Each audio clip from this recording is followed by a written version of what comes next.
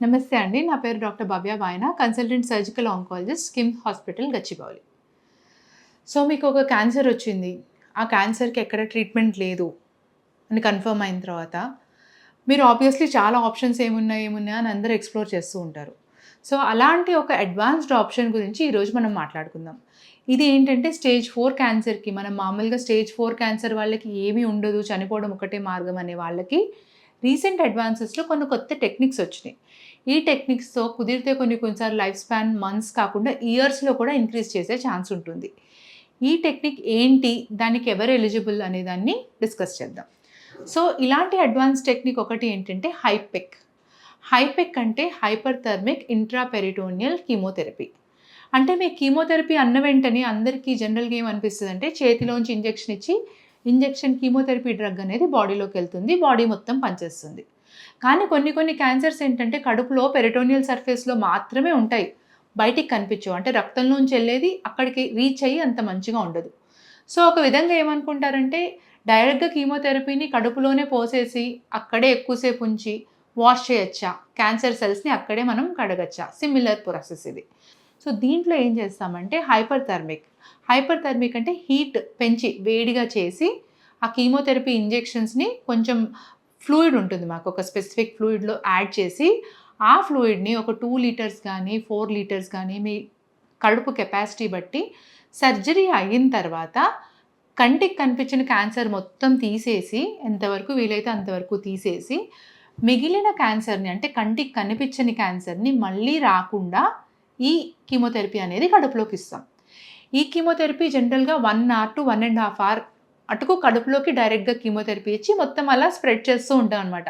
అది ఉన్న చోటికంతా వెళ్ళి ఒక గంట, గంటన్నర టైం తీసుకొని మొత్తం దాని పని అది చేసిన తర్వాత బయటకొస్తుంది. ఈ ప్రొసీజర్‌ని హైపెక్ అంటారు. ఈ ప్రొసీజర్ చేయడానికి మామూలుగా గంట, గంటన్నర నుంచి 2 గంటల వరకు పడుతుంది. ఇది ఇన్ అడిషన్ టు ఆల్రెడీ మీకు చేయాల్సిన ప్రొసీజర్ అంటే సర్జరీ ఏదైతే అయిందో సైటో రిడక్టివ్ సర్జరీస్ అంటాం. ఆ సర్జరీ చేసిన తర్వాత మొత్తం క్యాన్సర్ కణాలు ఏమీ లేవు. ఒకవేళ కంటికి కనిపిస్తున్నట్టు కణాలు మేము వదిలేయాల్సి వచ్చింది. అంటే చాలా అగ్రెసివ్ నేను స్టేజ్ 4 క్యాన్సర్ అంటున్నాను. బాగా స్ప్రెడ్ అయిపోయింది మేము తీయలేకపోయామనుకోండి. ఈ ప్రొసీజర్ యాడ్ చేసి యూజ్ ఉండదు. సో, ఎలాంటి వాళ్ళకి యూజ్ అవుతుందంటే మొత్తం ఎక్కువగా ఉన్న వాటిని తీసేయగలుగుతాం. తీసేసిన తర్వాత ఇలాంటి ప్రొసీజర్ అనేది యూజ్ అవుతుందనమాట. దీంతో పాటు రొటీన్ కీమోథెరపీ ఇచ్చుకోవాలా లేదా అంటే కంపల్సరీ ఇవ్వాల్సొస్తుంది. ఇది స్టాండ్ అలోన్ ట్రీట్మెంట్ కాదు. మీకు హైపెక్ ఇస్తూనే ఇది అడిషనల్ అంటే మీకు ఆల్రెడీ సర్జరీ చేస్తున్నాము, కీమోథెరపీ ఇస్తున్నాము అంటే ఐవీ కీమోథెరపీ. రక్తంలో కీమోథెరపీ ఇస్తున్నాము. ఇచ్చిన తర్వాత ఇన్ అడిషన్ టు దట్ కొంతమందికి ఇలా హైపెక్ అనే ఆప్షన్ కూడా ఉంటుంది. ఇలాంటి ఆప్షన్ జనరల్‌గా ఎవరు కన్సిడర్ చేయొచ్చు? ఎవరికి పనిచేస్తుంది అంటే ఒకటి ఫిట్‌నెస్. నేను ఇందాక చెప్పినట్టు సర్జరీ చాలా లాంగ్ సర్జరీ, కాంప్లికేటెడ్ సర్జరీ. చాలా మాకు కొన్ని సార్లు ఈ సర్జరీ చేయడానికి 8 గంటల దాకా పడుతుంది. సో, ఆ 8 గంటలు ఆపరేషన్ తట్టుకునే శక్తి ఉండాలి పేషెంట్‌కి. అంటే జనరల్ ఫిట్‌నెస్. మీరు ఒక పేషెంట్ లేచి తన పని తను చేసుకోగలుగుతుంది. లేచి ఆ బాత్రూమ్‌కెళ్ళగలుగుతుంది ఇవన్నీ. ఇది నేను ఫస్ట్ పాయింట్ కింద ఎందుకు చెప్తున్నానంటే చాలామంది పేషెంట్స్ వచ్చి అడుగుతున్నారు, "మేడం మాకు హైపెక్ ప్రొసీజర్ చేయొచ్చు కదా!" అని. చేయొచ్చు. కానీ కొంతమంది ఆ పేషెంట్స్ అసలు లేచి బాత్రూమ్ వరకు కూడా వెళ్ళలేని పరిస్థితిలో ఉంటారు. అంత నీరసంగా. అలా చేయలేని వాళ్ళకి మనం ఇంత మేజర్ సర్జరీ అనేది చేయలేము. సో, జనరల్ కండిషన్ మంచిగా ఉన్న వాళ్ళకి అండ్ టైప్ ఆఫ్ క్యాన్సర్. హైపెక్ ప్రొసీజర్ మనం చేయగలమా లేదా అనేది నేను చేత్తో చేయగలనా, ఆపరేషన్ చేయగలనా అనేది వేరు. కానీ చేస్తే పనికొస్తుందా లేదా అనేది ఫైనల్‌గా వాటి బయాలజీ. అంటే ఆ క్యాన్సర్ యొక్క తత్వం బట్టి ఉంటుందనమాట. ఈ క్యాన్సర్ యొక్క తత్వం జనరల్‌గా gastric carcinoma, colorectal carcinoma, ovarian carcinoma, primary peritoneal carcinomas గానీ, ఈ సూడోమిక్సోమా పెరిటోనే అంటాము. ఇలాంటి క్యాన్సర్స్‌కి ఈ హైపెక్ అనే ప్రొసీజర్ పనిచేస్తది. దాంట్లో కూడా బయాలజీ చూసుకుంటాం. బయాలజీ అంటే కొంతమందికి సిగ్నెట్ సెల్ వేరియంట్స్ అని ఉంటాయి. ఇలాంటి వాళ్ళకి ఈ ప్రొసీజర్ ఇంత మేజర్ ప్రొసీజర్ చేసినా సరే, మనం చేసిన తర్వాత నెల, 2 నెలల్లో మళ్ళీ క్యాన్సర్ రిటర్న్ వచ్చేస్తది. ఇంత మేజర్ అంటే డబ్బుతో కూడిన పని, కష్టము, ఆల్రెడీ రికవరీకి టైం. రికవర్ అయ్యేలోగానే మళ్ళీ క్యాన్సర్ వస్తుంది అని అనిపించే పేషెంట్స్‌కి చేయగలము అన్నా సరే చేయొద్దు అనే చెప్తాము. సో, బయాలజీ ఎలాంటిది? గ్యాస్ట్రిక్ కార్సినోమా అయితే ఒక పాయింట్ అంటే ఇంత క్యాన్సర్ పెరిటోనియల్ కార్సినోమాటిస్ ఇండెక్స్ అంటాం. ఎంత బర్డెన్ ఉందనే చూసుకుంటాం అనమాట. ఈ ఇండెక్స్‌ని కొన్ని సార్లు చాలా ఎక్కువ ఉన్నా సరే ఓవేరియన్ క్యాన్సర్ కానీ, సూడోమిక్సోమా పెరిటోనియం కానీ ఎక్కువ ఉన్నా సరే చేసేయమంటాం. ఎందుకంటే వాటికి రెస్పాన్స్ బావుంటుంది. కొన్ని క్యాన్సర్స్, గ్యాస్ట్రిక్ క్యాన్సర్స్ కానీ, కోలోరెక్టల్ క్యాన్సర్స్ కానీ ఒక పర్టిక్యులర్ లిమిట్ ఉంటుంది. ఇంత ఉంటేనే చేద్దాము. దీనికి మించి ఉంటే చేయలేము. కొన్ని ఏంటంటే తీయగలుగుతాం కానీ పేగు పైన ఉంటుంది. తీయలేము. ఇండెక్స్ తక్కువే ఉంటుంది కానీ అది ఉండే జగ చాలా రిస్కీ పొజిషన్‌లో ఉంటుంది. మేజర్ స్ట్రక్చర్స్‌ని తీసేయలేము. రక్తం సప్లై తీసేయలేము. సో, ఎలిజిబిలిటీ అనేది చాలా రెస్ట్రిక్టెడ్‌గా ఉంది. అలాంటి రెస్ట్రిక్టెడ్ ఎలిజిబిలిటీలో కూడా చాలామంది పేషెంట్స్ ఉంటారు. వాళ్ళకి బెనిఫిషియల్ అంటే క్యూర్ ఈవెన్ 5 ఇయర్స్ సర్వైవల్ కూడా అచీవ్ చేసుకున్న పేషెంట్స్ ఉంటారు. సో, ఇలాంటి ప్రొసీజర్ మీకు ఎలిజిబిలిటీ ఉంది అంటే మీ డాక్టర్‌ని అడిగితే మీకు చెప్తారనమాట. అలాంటి ప్రొసీజర్‌లోనే రీసెంట్ అడ్వాన్సెస్‌లో ఇంకొక టెక్నిక్ వచ్చింది.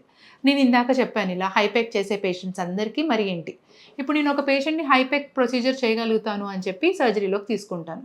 ఫస్ట్ ఒక చిన్న కెమెరా వేసి చూసుకుంటాం అనమాట. ఎంత క్యాన్సర్ ఉంది. ఎందుకు అంటే ముందే స్కానింగ్‌లో చూసుకోవచ్చు కదా మేడం, మరి అన్ని స్కానింగ్‌లు చేయించారు కదా దాంట్లో తెలీదా అంటే, మనకి స్కానింగ్‌లో ఏదైనా తెలియాలంటే కనీసం సెంటీమీటర్ కంటే ఎక్కువగా ఉండాలి. కొన్ని సార్లు ఈ సెంటీమీటర్ కంటే తక్కువే ఉంటాయి గడ్డలు. చిన్న గడ్డలు. కానీ చాలా ఎక్కువ. అంటే మీకు మొత్తం కడుపంతా చిన్న గడ్డపొక్కుల్లా వచ్చేస్తాయి. మరి అది మనకు స్కానింగ్‌లో తెలీదు. అలాంటివి ఉన్నాయా లేదా? మనం ఆపరేషన్ చేసి అన్నీ తీయగలమా లేదా? అనేది ఒక కెమెరా వేసుకొని చూస్తామనమాట. ఆ కెమెరాలోంచి మనకేమీ లేదు అనుకోండి, ఆపరేషన్ చేసుకొని అప్పుడు హైపెక్ అనే ప్రొసీజర్ చేస్తాం. లేదు ఏమన్నా మనకి ఆపరేషన్ చేయడానికి వీలుగా లేదు, నేను చెప్పినట్టు ఎక్కువగా ఉండడం గానీ, కొన్ని పొజిషన్స్‌లో ఉంటే మనం ఎక్కడైతే తీయలేని పొజిషన్స్‌లో ఉన్నాయి అనుకోండి, అప్పుడు ఏం చేస్తామంటే ప్యాక్ అనే ప్రొసీజర్ చేస్తాం. ఇదేంటంటే మీరు స్ప్రే కొడుతూ ఉంటారు. ఎయిర్ పర్ఫ్యూమ్ గానీ, అట్లా మీకు పర్ఫ్యూమ్ రూమ్ స్ప్రే గానీ అలా చేస్తాం కదా!